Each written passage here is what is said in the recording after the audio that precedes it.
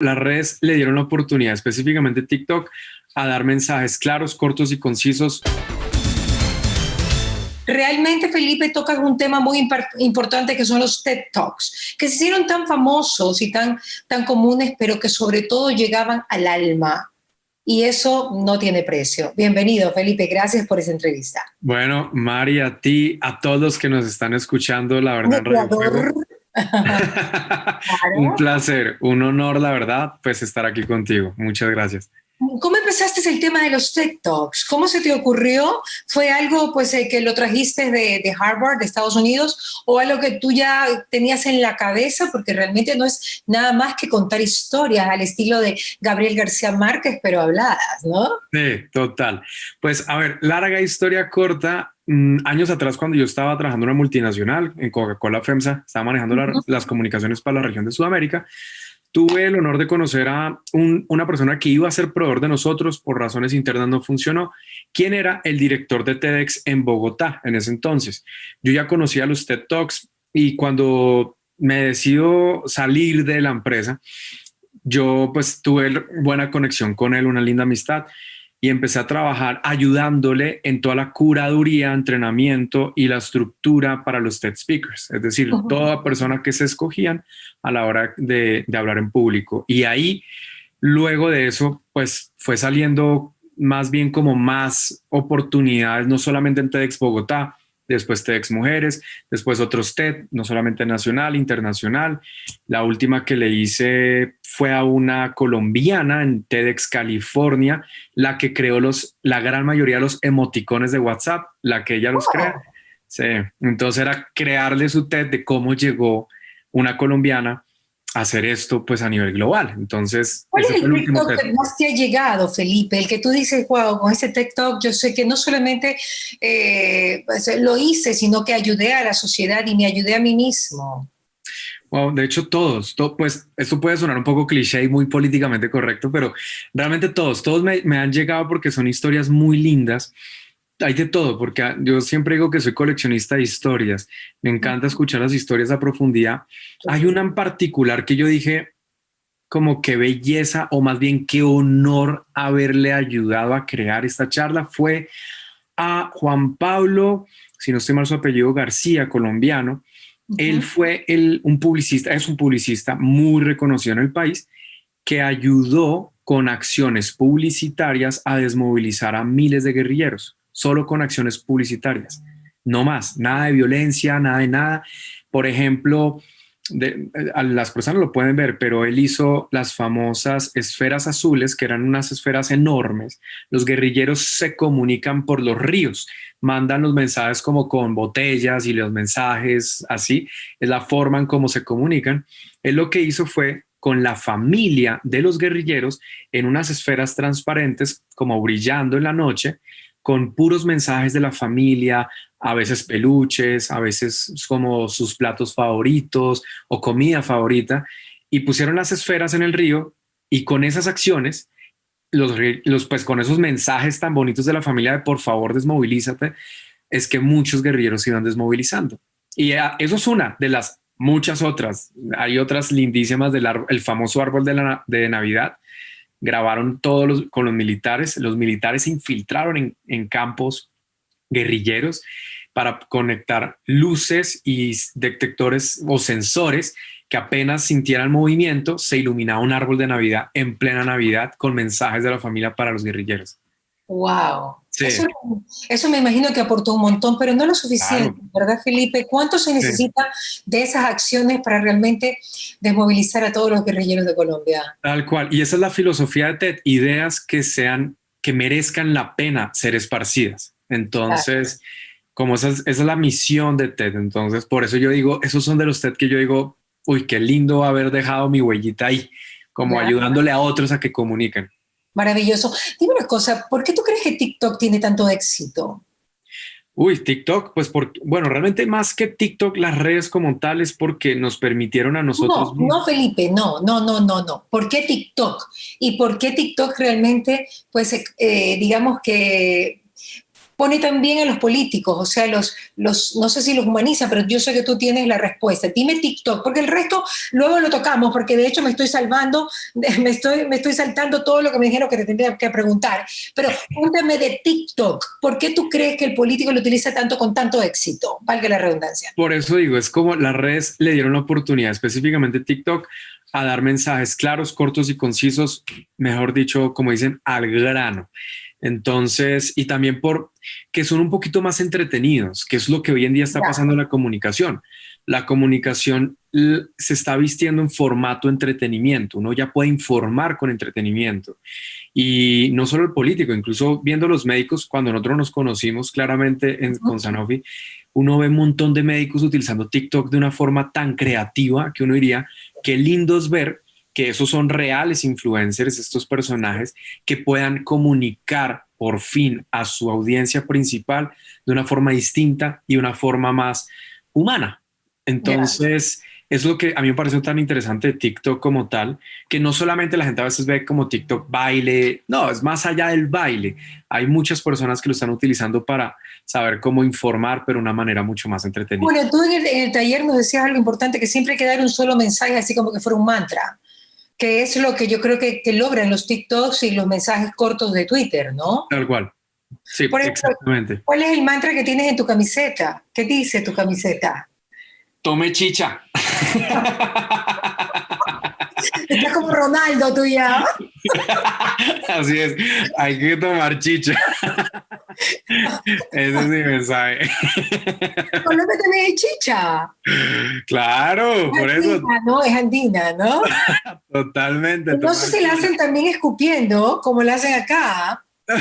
No, eso sí no sé. No me Pero acuerdo sí. cómo se fermenta, pues, obviamente. Parece que de cocina no sabe mucho. No, no, el chicha poquito. La ha tomado, pero Mi es el respeto. mantra mío ahora. Exacto, exacto. Ahora, el otro día pues amanecí con un post tuyo que hablaba del narcisismo en redes. Y ya hablando un poco más de las redes, más de lo que han significado, que un poquito lo sabemos, cuéntame el tema del narcisismo. ¿Por qué razón nos gusta tanto estar en redes y todo el día haciendo selfies?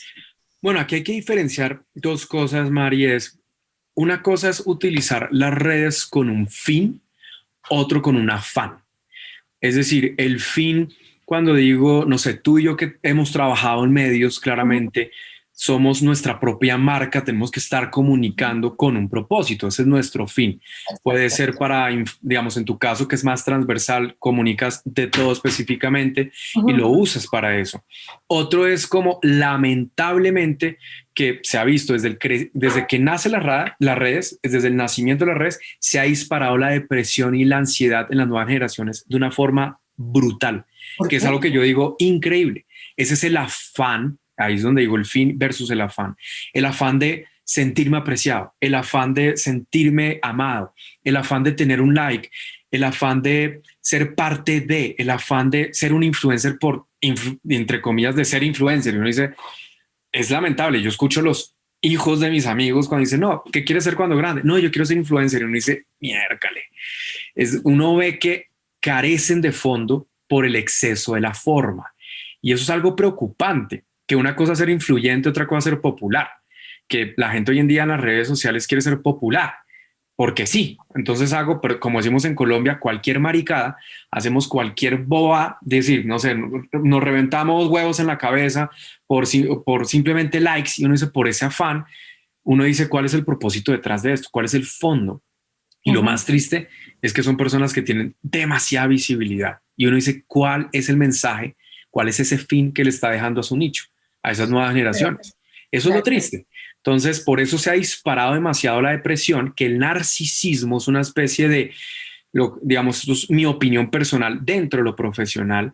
Para mí la depresión es la máscara, es como lo que hay detrás de la máscara del narcisista. El narcisista vive supremamente solo, vacío por dentro, porque tiene el afán de estar constantemente diciendo a la gente, hey, aquí estoy, ámenme, soy el centro de atención, denme el like, síganme, y ser lo más apático, lo más desinteresado y despreocupado por ese sentido social, mientras que son pocos los reales influencers que lo hacen con el fin de transmitir un conocimiento, de transmitir una información valiosa, algo de valor, por eso se llama contenido de valor. Entonces, eso es lo que pasa hoy en día con el narcisismo, que uno ve hoy en día todas las niñas, bueno, todas, pero la gran mayoría, con ese afán de sentirse amadas, porque si uno ve en las redes sociales de ellas, en el feed, en todo lo que hay, el 99% son fotos selfies y entre, pues más me muestro soy, pero y ya, es como lo único que muestro es eso. Y uno dice, qué triste porque después el día de mañana esta niña crece con un sentido de ser caprichosita, ser muy, ¿cómo decirlo? Que creen que la gente le tiene que rendir pleitesía a ella, como, sí, Claro. narcisista Ahora como no tal. quieren ni tener hijos porque los niños probablemente me quiten dinero y me obstruyen el poder irme de viaje. O sea, como que fuera una O mascota. Mari, hay otra cosa peor. Uno ve estas mujeres súper lindas, muy atractivas, Ujú. cuando están con una foto con el hijo. Yo veía las fotos de mi mamá, conmigo eran fotos divertidas, fotos lindas, fotos tiernas, pero uno ve hoy en día las fotos de esas mujeres con sus hijos y es como si el hijo fuera simplemente una decoración dentro de la foto porque la mamá se sigue teniendo, a ver, se tiene que mostrar más sexy todavía hasta con el hijo. Y yo digo, como miércoles, estás una foto con tu hijo, no es una foto como para likes, es decir, muestra un poquito de felicidad, son momentos, recuerdos. Y eso es Pero- lo triste, que el fondo se ha eliminado porque la forma ha eclipsado ese fondo. ¿Y tú crees que realmente sea algo cíclico, Felipe, que volvamos luego a lo clásico, volvamos luego a lo tradicional y que sea, digamos, así como pasa en los países, sobre todo sudamericanos, que vamos a un vaivén de izquierda a derecha, derecha a izquierda, izquierda a derecha, en los gobiernos, o sea, que sea un ciclo de vida que estamos viviendo por los millennials y por todo lo que está pasando y por la Pues rapidez de las comunicaciones? sí, de hecho aquí, María, hay una frase que a mí me encanta, es tiempos difíciles crean hombres fuertes crean buenos tiempos crean hombres débiles. Lo que no te Entonces, mata te fortalece, o y sea, hombres débiles crean tiempos difíciles. ok. Es decir, es un ciclo. Yo creo que ahorita estamos en los buenos tiempos donde se va a crear gente débil, que ese momento débil que van a crear ya después es cíclico, todo cíclico, claramente. Es Pues cíclico. sí, Claro. todo cíclico. Vamos a ver si más adelante en la próxima generación van a ser con un poquito más de sentido de fondo y no tanto de forma. Claro. Cuéntanos un poco lo que tú haces en Colombia y en Latinoamérica para que también el público lo sepa de una manera más precisa, dicha por ti. Bueno, a ver, ¿qué hago? Pues, en otras palabras, lo que ayuda a la gente es a cómo comunicar y negociar de una forma efectiva, eficiente y eficaz. Eso es lo que hago en long story short, palabras más, palabras menos. No obstante, a mayor profundidad, pues tengo una empresa que se llama FRJ Comunicaciones, donde ayudamos no solamente a las personas, sino a las empresas y altos perfiles a que lleven su comunicación, como dicen, a buen puerto y a negociar claramente desde la ética, desde un gana y gana. Eso es lo que hacemos. Otras empresas que tengo, pero es más temas de consultoría en tecnología, en blockchain específicamente, que esto están haciendo fuertemente a nivel global y entre otras cosas. Eso es como lo que hago. Pero la formación, lo que tú ya me dijiste, pues digamos, por qué realmente soy esa persona que les puede ayudar a los altos perfiles, Ujú. no solamente por lo de Harvard, en MIT también, que me entrené y estudié específicamente de negociación e influencia, sino que también estuve durante varios años, 3 años para ser específico, pues con un alto directivo del FBI, después profundicé con un alto directivo de la CIA y aquí en Colombia, esto ya lo puedo decir abiertamente, en Colombia estuve en la Dirección Nacional de Inteligencia entrenando espías. Oh my God, no, en serio, en serio. Pero eso es heavy, y eso se dice en la vida porque supuestamente los espías israelitas nunca se delatan, o sea que Yo pueden ya morir, lo puedo decir porque me retiré. pero ni las esposas lo saben, o sea, es una cosa así como que es súper secreto. Sí. ¿Ah? Pero sí, entonces eso es lo que realmente hacía anteriormente, pues Sherlock. entrenamiento de espionaje. Oye, vida, ¿y cómo, qué es ser espía? La verdad es que yo soy, o sea, yo he llegado a ser stalker un poco, porque no me gusta tal vez mandar a seguir a algún ex, porque sospechaba que me estaba poniendo los cachos, pero así como, Stalker hace parte de... Claro, claro, pero óyeme, no hay duda. A mí mi hija un día me dijo algo, mami, cuando sales con alguien, por favor, hazlo seguir primero y averigua su vida completa antes de ponerte a salir con alguien. Mi hija me lo dijo, ella es tan objetiva, yo soy tan corazón. Entonces, claro, me asienta, pero eso es otra cosa. Quiero saber qué es ser un espía profesional del FBI y de la CIA. Oh, o sea, Bueno, a ver, les cuento. Con el FBI específicamente lo que mi mentor, Joe Navarro, fue un alto directivo del FBI, fue el que de hecho hizo el proceso de interrogación para el FBI. No tortura, porque eso sí lo quiero dejar claro, no tortura, interrogación. Entonces fue un proceso muy bonito. Uno tiene que aprender, eso sí, Mari, todo. Cuando me tocaba a mí entrenar espías, justamente, cuando me dicen, oiga, ¿y uno qué le enseña a un espía? Y uno, todo, es crearle una nueva personalidad. Hay que enseñarle todo. Entonces supongamos que tiene que estar hablando con un alto perfil. Entonces, primero, que la dicción, la articulación, la prosodia, el contenido, enseñarles aspectos macroeconómicos, microeconómicos, geopolíticos. Sí, tiene que ser una persona súper culta. Entonces tiene que hablar de todo para mantener una conversación. O, por ejemplo, Mari, cuando tiene que saber muy bien cómo influir en las demás personas de perfiles no tan altos, todo saber muy bien las palabras, es decir, los aspectos psicolingüísticos, es decir, cada palabra tiene un significado y significante detrás, el lenguaje corporal, todo, es decir, es crearle una nueva personalidad. Entonces, esa era mi labor aquí en Colombia, pero lo que aprendí en la CIA y en el FBI.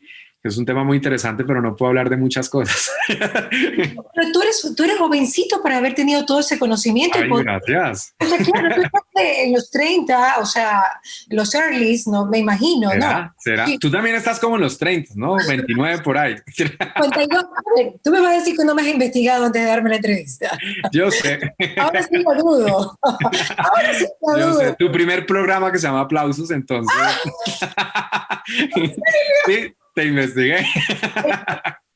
Claro, yo me imagino que tú antes de dar una entrevista investigas, porque no le Claro. vas a dar una entrevista así al estilo el Chapo Guzmán con Kate del Castillo, que de repente le vas a tener un problemón. Claro, sí o no, Felipe, ¿ah? Sí, sí. Pero sí, pues eso es como dicen ya, está dentro de mis venas cada vez que uno va a sentarse con alguien a investigar.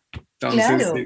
es buenazo. Ahora vamos al tema periodístico, la línea de la ética dentro de conseguir una entrevista. Y qué bueno que lo tocas porque justo yo estaba hablando con una periodista de un medio escrito que es la top en farándula escrita, y pues hablábamos de la parte ética, de cuánto nosotros luchamos por tener una entrevista, que de repente nos rechazan tener una entrevista. O sea, que las personas dicen sí te la voy a dar, pero al final se la dan a otra persona, a otro medio. Realmente cuánto uno como periodista tiene que arriesgarse, o como ser humano, por todas las personas que nos escuchan, tiene que arriesgarse para conocer la vida de alguien. ¿Tú crees que eso es sumamente necesario? ¿Y Wow. cuánto arriesgarse? Es una pregunta muy buena, Mari, la que haces porque, digamos, no, digamos, en mi caso, no, que mi perfil, soy psicólogo y publicista, periodismo no, pero pues que trabajé en medios como tú lo estás haciendo ahora, Ajá. con todos mis colegas, es un tema complejo porque, claro, uno ve estos grandes periodistas que existen todavía cuando ganan esos Pulitzer, esos premios, lo que tuvieron que hacer para ser los grandes periodistas que fueron. Yo digo que es una delgada línea gris. Ahí sí yo no me comprometo como a dar una respuesta como tal, pero lo que sí digo es la ética de, como yo digo, no dejarse vender. Es decir, Ya, ya. es lo que yo digo, la integridad. Que integridad, cuando me preguntan que para mí qué es ser íntegro, yo digo hacer lo correcto aun cuando nadie está viendo. Así está. Eso es, Mm, eso es. Pero eso es muy complicado porque quieres tener la mm, nota, quieres tener la exclusiva y sí, quieres lograrlo, Felipe. Tú lo dices en muy corto, pero cuesta un montón. ¿Tú lo sí. has logrado? ¿Qué? ¿Tú lo has logrado? ¿En qué aspecto? ¿Qué? En el hacer lo correcto cuando nadie te ve y poder llevar la ética dentro de tu trabajo, tanto como espía del FBI, como periodista, como TikToker, como influencer, como todo lo que tú eres, como publicista, como psicólogo. O sea, tú tienes muchos aspectos dentro de la sociedad que son ahora bases de la sociedad, ¿no? ¿Tú lo puedes lograr? Sí. Sí, de hecho, incluso Mari me pasa constantemente con temas de consultoría política. El Eh, 95% rechazo. los Mm. políticos, 95 fácilmente. Porque yo digo, soy sincero, uno la política como consultor, uno no gana nada, porque muchos, obviamente como decimos en Colombia, se hacen los pendejos con el tema de la plata. Entonces lo que hacen, no, Como mira, finalmente no te pagan, ¿o qué? y finalmente no pagan. Uy, eso pasa, pero muchísimo. O mejor, dicen que no hay plata, pero te pueden ofrecer un puesto. Entonces, por eso yo siempre digo 100% upfront. A mí no me hagan promesas, a mí me importa, como dicen, 5 sus promesas. Entonces, eso es un poco desde la ética, porque también lo he hecho con ciertos políticos cuando rechazo, es también por no la plata, sino también por temas de ideología, que sé que su ideología obviamente o hay corrupción detrás y yo digo, nah, no me interesa y yo no lo hago por la plata. Me dicen, no, pues mira, te podemos dar tanto. Y no, gracias. ¿En Ya, serio? No. ya, ok, pero has trabajado, por ejemplo, con Santos, con Duque, no sé, cuando dabas Yo el taller, yo quería, política local, yo Mari, quería captarte, no, yo sé si manos de izquierda o de derecha. No, yo lo digo abiertamente, yo sí soy muy, como dicen, de centro, muy socialdemócrata, muy ajá, al estilo como países nórdicos, ajá, que ok. yo sí soy más de ese enfoque. Aquí con algunos sí he trabajado, con Pero algunos no digo nombres. hay que ser así viviendo en los países nórdicos, porque...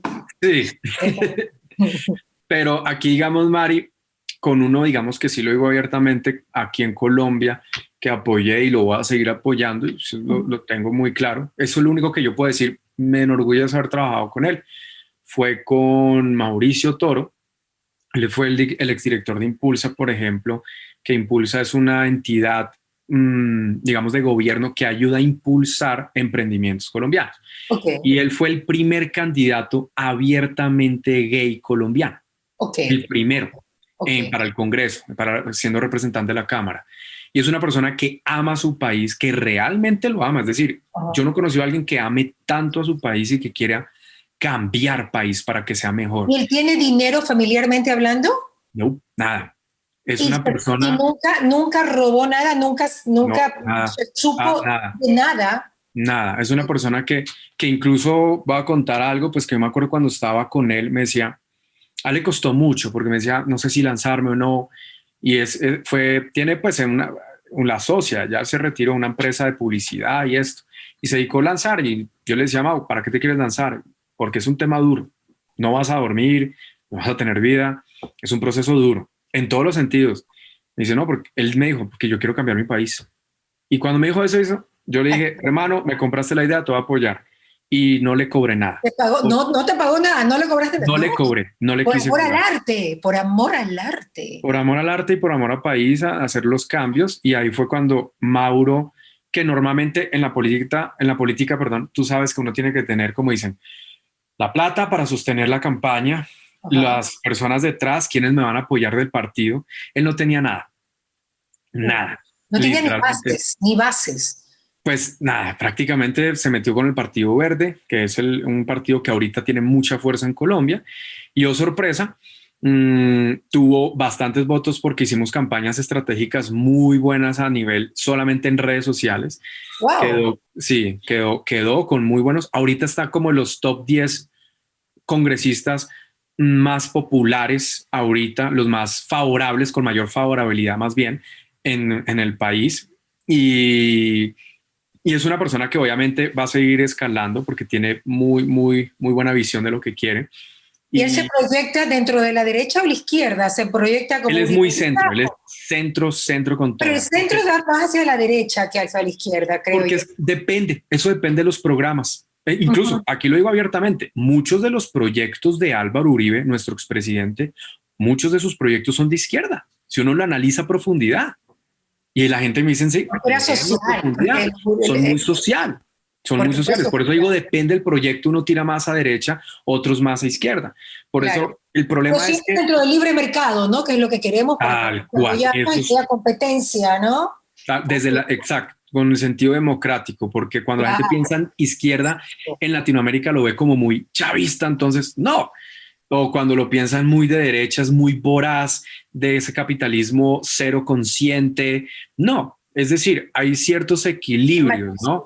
Ah, me- Entonces, Digamos, eso es de lo que yo podría decir, de los que más digamos, me enorgullece haber dicho, me honra haber trabajado con él.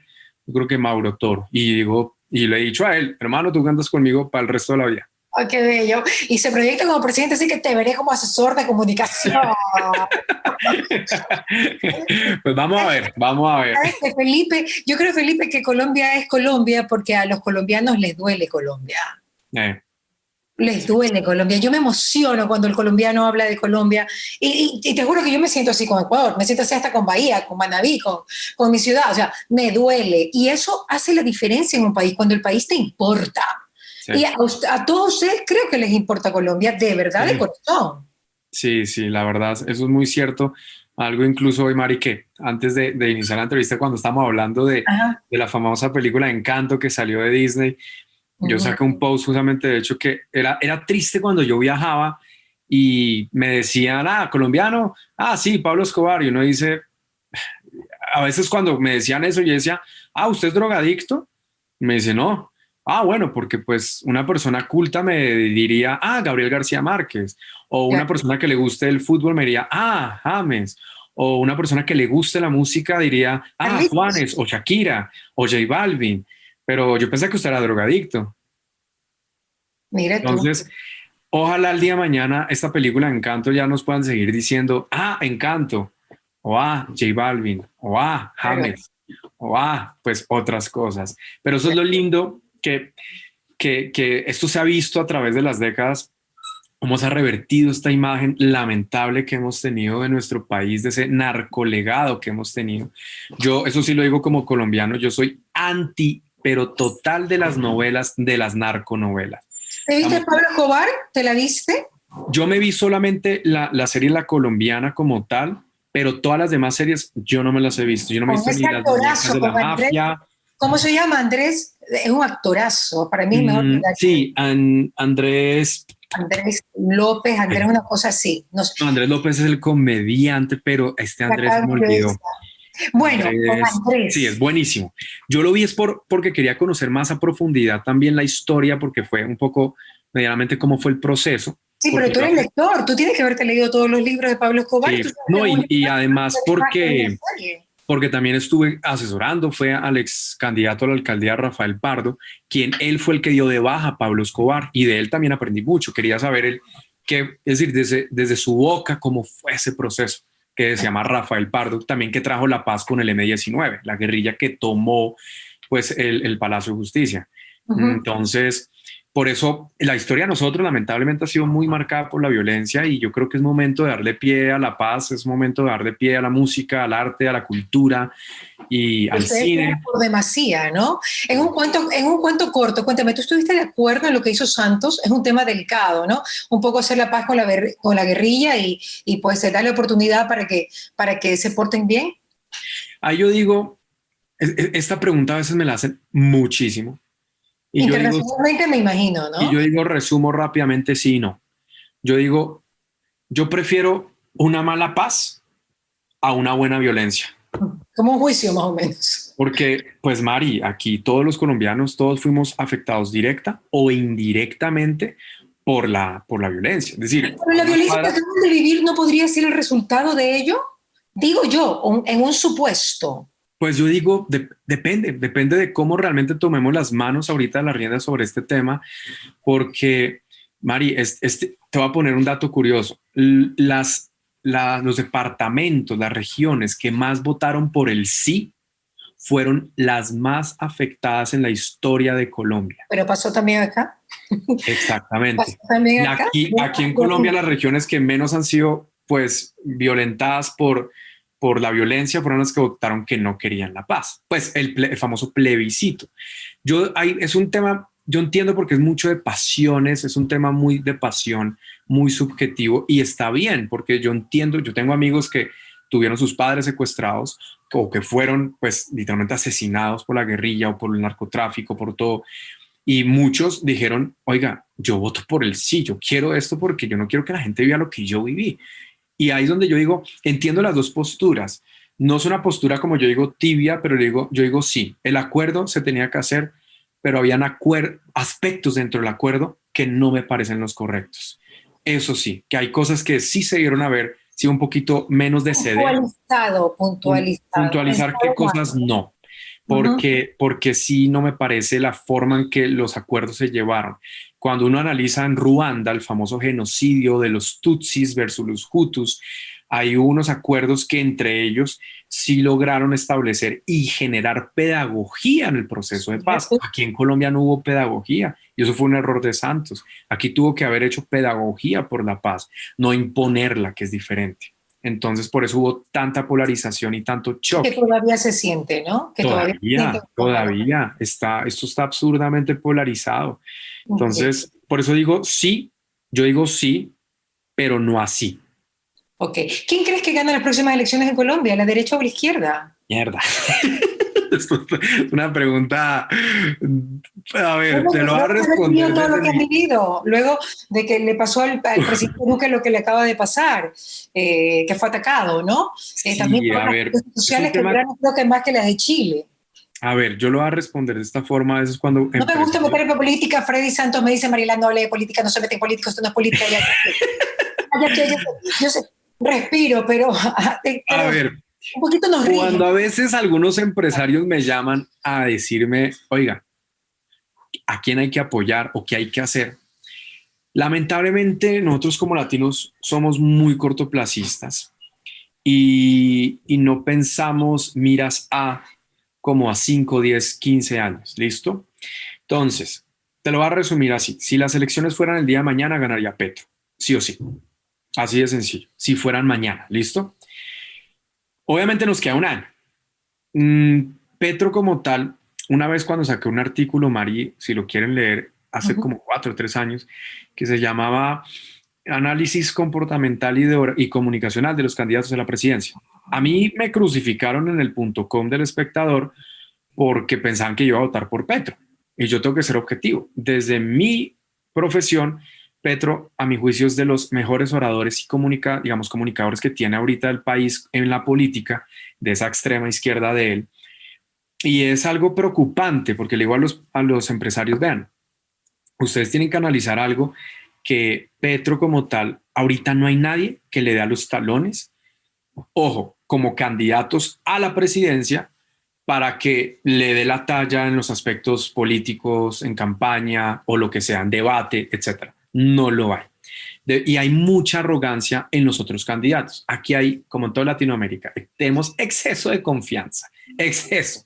Entonces esa arrogancia que he visto, por eso a mí no me gusta asegurar mucho candidato latino porque sufren de ese La ego que arrogancia. tienen, Mira ese ego tú. y la arrogancia y la soberbia detrás que creen que se la saben todas. Eso es un problema bastante. Y también A los tomar en cuenta. comunicadores A tomar en políticos, cuenta. los que los asesoran, le rinden mucha pleitesía y también hay mucho ego. Entonces, si yo veo que los que están detrás de la campaña, un Fajardo o, por ejemplo, de la derecha, el Centro Democrático, yo lo digo abiertamente, son unas bestias. Y esto sí prefiero que me quemen por eso a que otras, son unas bestias, no escuchan y son muy obtusos, sufren mucho de Claro. miopía en muchos aspectos y esto sí lo digo digamos, a honor, porque les falta realmente entender otras aristas de la comunicación actual que vivimos en el mundo. Ya no es como antes que era la mermelada, la maquinaria. No, parce, aquí ya Claro. las cosas han Pan, cambiado. techo y empleo. No, ya no, obvio. La comunicación ha cambiado. Quien lo ha entendido ha sido Petro. Quien lo entendió fue Macron. Quien lo entendió fue Justin Trudeau. Y eso es Macron que venía a un Presidente partido Lazo, lo entendió, claro. tal cual. Hizo TikTok, sí, y le fue muy bien. Inclusive, exacto, tal cual. Y si tú analizas, por ejemplo, Mari, Justin Trudeau, venía un partido corrupto, supremamente acabado. Y claro, que hicieron? Renovaron la imagen desde raíz, con un Claro. personaje súper, como dicen, atractivo, tatuado, pelo largo, pero súper pilo, es decir, inteligente, es decir, da seminarios de computación cuántica en las universidades, no es cualquiera, fue boxeador, apoya los movimientos LGTBIQ, es decir, es una persona que uno dice está adaptándose a las nuevas necesidades, como dicen, de las generaciones. Óyeme, cuando tú comenzaste a tener conciencia, y con esto yo me despido, Dios mío, porque mi próximo invitado creo que me está esperando, cuando tú comenzaste a tomar tu conciencia, ¿hubieses pensado que estas cosas se iban a dar cuando tú ya crecieras? ¿Que íbamos a monetizar contenido en una pantalla, o sea, una cantidad de cosas que realmente iban a pegar estos políticos no tradicionales. Es que ha cambiado mucho en menos de 20 años todo el mundo. Sí, Es una cosa de no uno creer. nunca iba a imaginar que esto iba a pasar, pero ojo, si esto hace 10 años nace, ¿cómo serán los próximos 10? Uno nunca iba a pensar que un community manager iba a ser una profesión, o que un influencer o youtuber iban a ser una especie de profesión o pseudo Que profesión. ganen lo que ganan, por favor. Aquí en Ecuador hay un youtuber que gana como $100,000 al mes, o sea, por 4 videos, o sea, es una cosa de locos. Sí, por eso esto vamos a ver cómo va a evolucionar en los próximos 10 años, porque esto como no se puede estudiar todavía, Mari, la ciencia social estudia es decir, cuando algo se vuelve una ciencia social es cada generación y la generación tiene 15 años mínimo.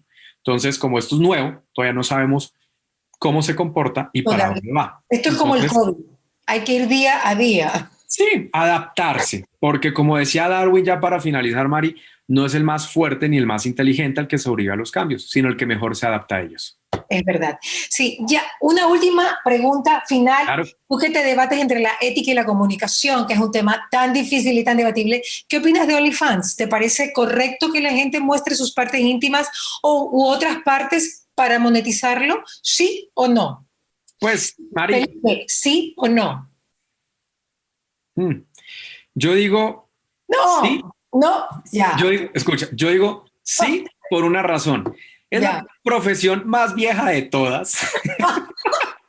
Ha sido la profesión más vieja de Entonces ya todas. sabemos OnlyFans igual a ya. Sí, ha sido la profesión más vieja de todas. Y yo digo, si lo quieren hacer, como yo digo, cada uno hace de su trasero su propio florero. Felipe Riaño estuvo con nosotros. Gracias, me encanta este tema que tengo aquí. Espero pues tratarlo en la próxima entrevista. Un abrazo. Besos, corazón. Gracias. Me siento Besos, hablamos. ya que tú solamente le das entrevistas a CNN y a mí. Un abrazo, No, Rey. estoy. Chao, Mari, saludes. Abrazo a todos mis hermanos de Ecuador. Chao, chao. Nos vemos. Tenemos este seminario juntos. Nos vemos pronto. Claro que sí. Chao. ¿Qué pasa con Mariela? Llegó a ustedes gracias al auspicio de Nature's Garden, Interagua, UTEC, Pharmaton, Maggi, Engistol y Neurexan, VitaFoss, Diners Club, Calipto, Ceviches de la Rumiñahui, Municipio de Guayaquil y Peiles.